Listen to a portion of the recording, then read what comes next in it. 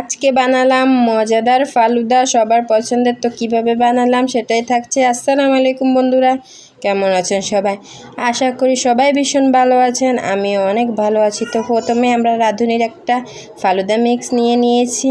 তো আমরা আগে জেলিটা করে নিব। আমরা ফালুদা রান্নার প্রায় 2 ঘন্টা আগে আমরা জেলিটা করে ফ্রিজে সেট হওয়ার জন্য রেখে দিয়েছিলাম। তো প্রথমে এই যে প্যাকেটের নিয়মে আমরা জেলিগুলো করে নিব। যে একটা হয়ে গেছে, আরেকটা করে নিলাম। এতে এবার আমরা ফ্রিজে রেখে দিব। এবার আমরা ফালুদাটা রান্না করে নিব। এই যে মিক্সটা ঢেলে নিয়েছি, আর আমরা দুধ বসিয়ে দিয়েছি ঘন হওয়ার জন্য। দুধ আমাদের ঘন হয়ে গেছে, সাথে একটু গুঁড়া দুধও দিয়েছি টেস্টটা ভালো আসার জন্য। তো এবার মিক্সটা দিয়ে দিব, দিয়ে ভালো করে আমরা রান্না করে নিব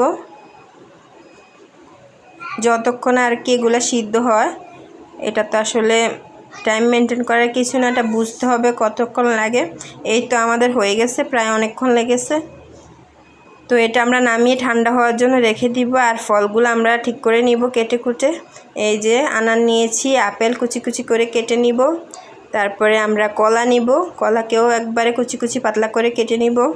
তারপরে আমরা নিয়েছি আঙুর, আঙুরগুলো আমরা গোল গোল করে সুন্দর করে পাতলা করে কেটে নিব।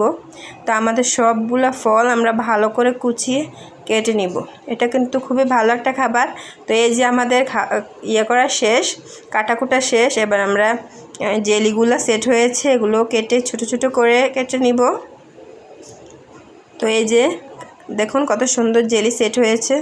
পানিটার পরিমাণ ঠিক রাখলে জেলিটা সুন্দর হয়। তো আগে থেকে আমরা আরেকটা জেলি বানিয়েছি, সেটা আমরা নিজেরা বাড়িতে বানিয়েছি। তো এগুলো সব আমরা সাজিয়ে নিলাম। এবার আমাদের করার পালা, সার্ভ করার পালা।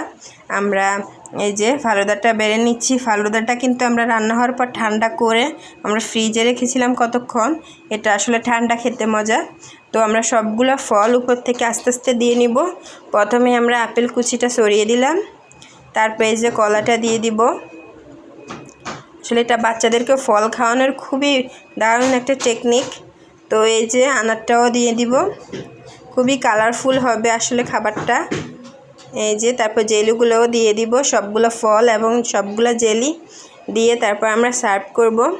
তো এটা তোমরা আসলে শর্টকাটে ট্রাই করতে পারো। বিকালে আসলে একটা নাস্তা তো অবশ্যই দরকার হয়, তো এটা খুবই ভালো আমার মনে হয়, তোমরা ট্রাই করতে পারো। তো এই যে আমাদের সার্ভ করা শেষ।